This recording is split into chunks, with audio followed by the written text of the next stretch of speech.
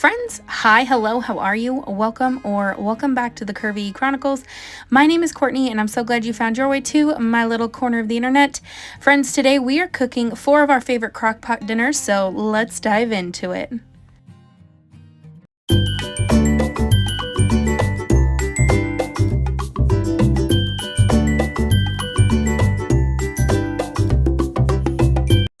Caution, watching the following content may cause extreme hunger.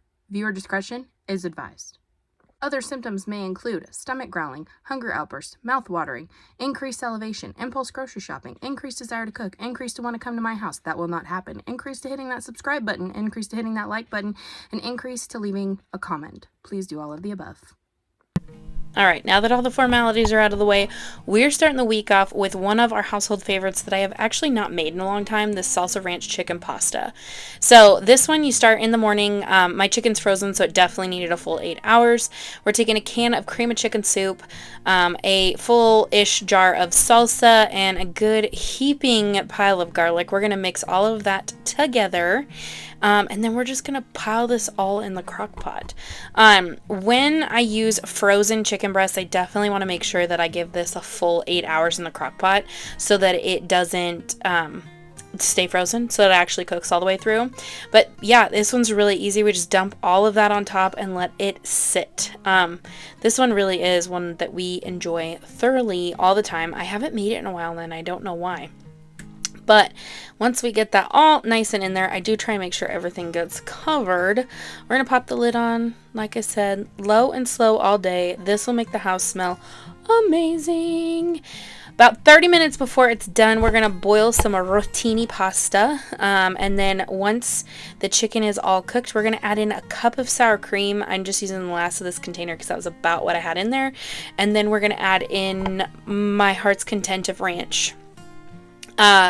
This one, I'm sure there's a measurement in the recipe. Obviously, I'll leave that link down in the description, but I just do it how I please.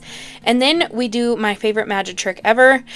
We use my hand mixer to shred the chicken, and if you've never done this, you need to. It is amazing and so easy. So basically, you just shred it all up, let it sit, add in your pasta with a smidge of the pasta water, let that all stir up. I usually let it sit for another 5 to 10 minutes just so everything can kind of thicken up, because sometimes the water gets a little runny, but I kid you not, this is so good. Sometimes we'll top it with cheese, sometimes we don't. The kids and the husband love this. It reheats great too.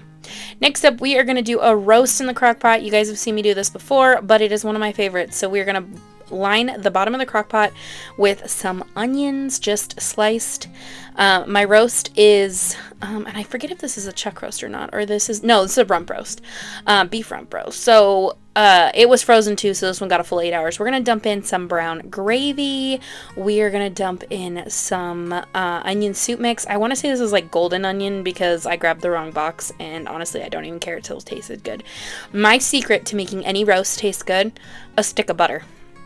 I don't care whether you think that's too much or not. I guarantee you your roast will be dry if you do not use a full stick of butter. Flop it right on top. Low and slow all day. You'll see here, oops, hand gets in the way. We're going to do low for 8 hours.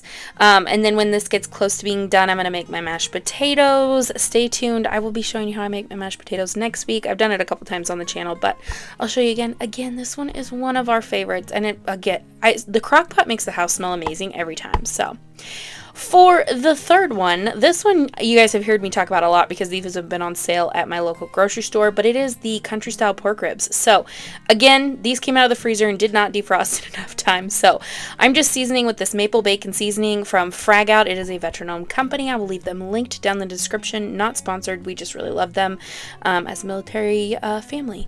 My dad's retired, my brother's active duty. We're then going to take some of this Jack Daniel's barbecue sauce, which actually, friends, was delicious. We'll be repurchasing this.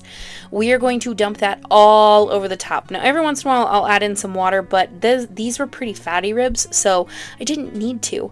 We're going to do low for 8 hours again. If it's frozen, always 8 hours. And then we serve that up with some mashed potatoes. And yes, this is old footage. No, I do not care because I forgot to get an end scene of that. So Our last and final one is Crockpot meatballs. You can serve these with rice, you can serve them with potatoes, you can serve them with just about anything. Appetizer, they're great. So, a bag of frozen meatballs. If you want to make your own, you can. I was too lazy.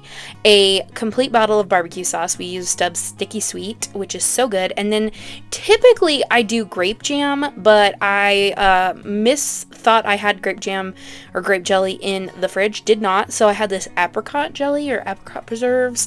So, we put that in there, and you guys, it was so good. I mean, I'm pretty sure you can use any kind of jam and it's not going to go bad. But this was absolutely delicious. So just let this cook on high for 2 or 3 hours, stirring occasionally. It does get warm, and I use just my littler crock pot for this, but I kid you not, these are so good and so easy, a great appetizer. But friends, I served these with some just oven fried potatoes, and basically that's all she wrote for our 4 favorite crockpot meals. I was going to toss in a dessert, but we just never got around to it. So I hope you guys enjoyed this cook with me for our crockpot favorites.